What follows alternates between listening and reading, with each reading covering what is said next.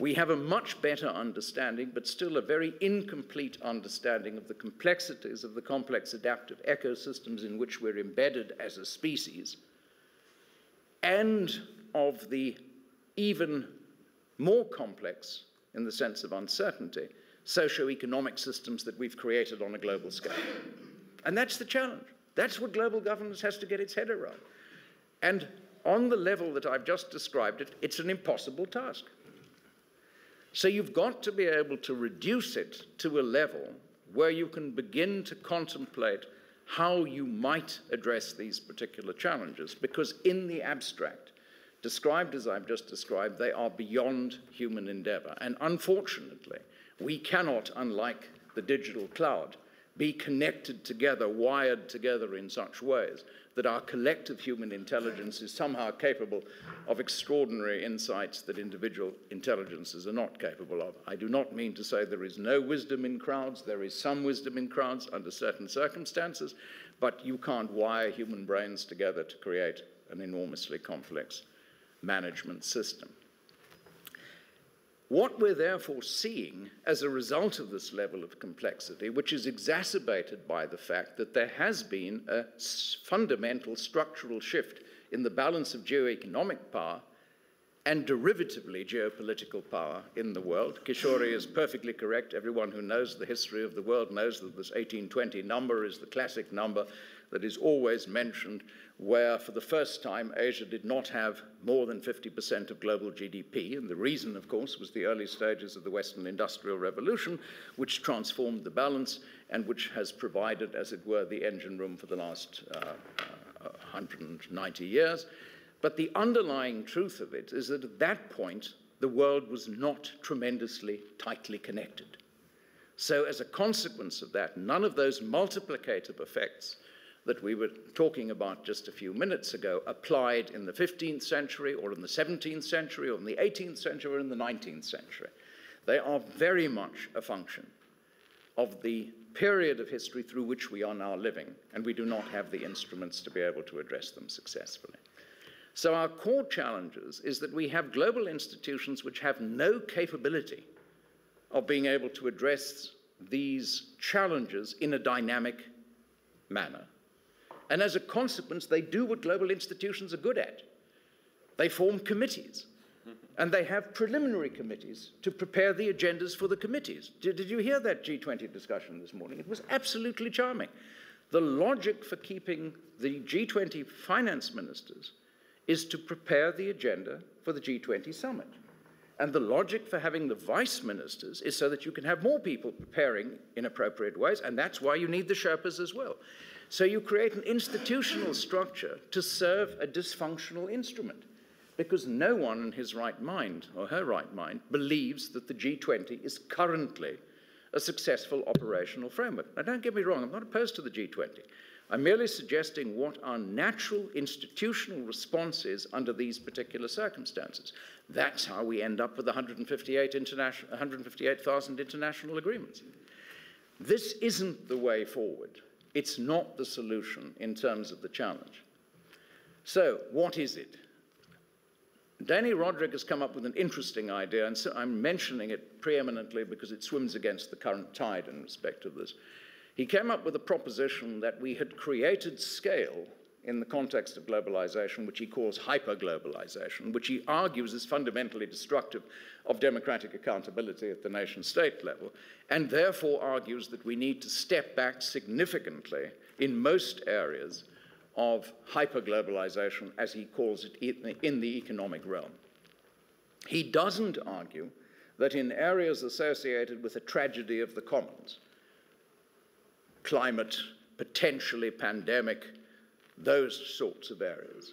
He doesn't argue that in those sorts of spaces we can manage anything at the national level, but he says that we have created dysfunctional processes by moving beyond the tolerable limits of what we can manage. And this is a thought worth thinking about. I'm not advocating it at this moment, but it's a thought seriously worth thinking about, because we have certainly exceeded our capacity to be able to address these challenges in a substantive way. I'm going to close now, Stuart, but I want to go via your last two questions. it doesn't seem to me that in the aftermath of what we have seen around the occurrences that have caused a considerable degree of concern and in some circles shock within the newly re-emerging powers, preeminently in the BRICS space, but preeminently in Asia.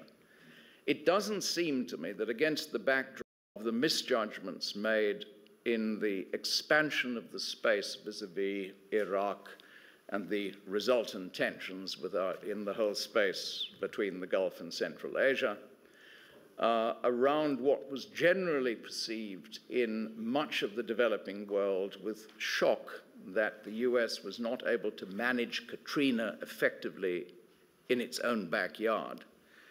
And most importantly, the sense that somehow Wall Street was responsible for the global financial crisis. Now, I'm deliberately casting each one of those statements in a perceptual mode, not an analytical mode, because I'm describing at the moment how I think people are reacting to these particular phenomena.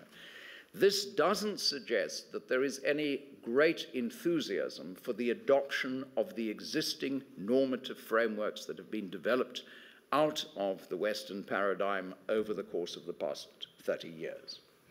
That means that I think these paradigms, the paradigms of global governance, are going to be challenged. I think they are increasingly being challenged on an intellectual level and on a philosophical level. We haven't reached the point outside of the G20 itself and outside of the dispute between China and the United States around renminbi revaluation and the asset bubble effects of QE2, the second round of quantitative easing. We haven't moved to a point yet where there has been significant confrontation in respect of the preferred paradigms in this area, but I think that it is unlikely, there is certainly no evidence of the sort of deferential respect that you would have taken for granted 15 years ago in discussions around these particular issues. And in that sense, Kishore's somewhat triumphalist luncheon address is reflective to a very appreciable degree of a rising sense of self-confidence within the Asian spaces, and I would argue within other emerging market spaces.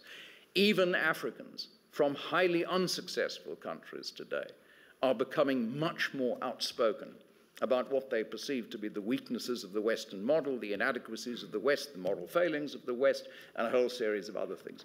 This suggests an emotional tide premised in part on misrepresentation or misperception of reality and in part on appropriate perception of reality. But it doesn't seem to me that any assumption premised on the forward projection of the existing normative paradigms that we have relied on for the past 30 years out for the next 30 years is a plausible paradigm in respect to the future. Where is leadership going to come from? I don't think it's going to come out of the process that we have at the moment. I think that the process we have at the moment is likely to take us to the brink of disaster.